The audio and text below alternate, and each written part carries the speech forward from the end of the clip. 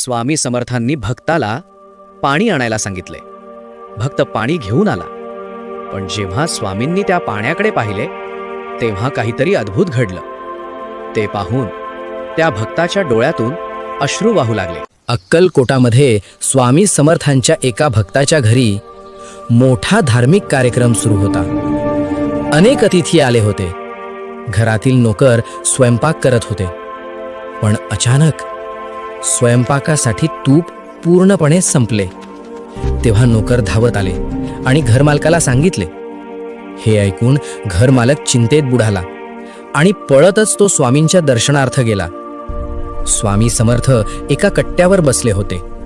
त्यावेळी दुष्काळामुळे अन्नधान्य कमी होतेच, तसेच तूप सुद्धा मिळणे कठीण होते. स्वामींनी त्या भक्ताचे सगळे बोलणे शांतपणे ऐकून घेतले.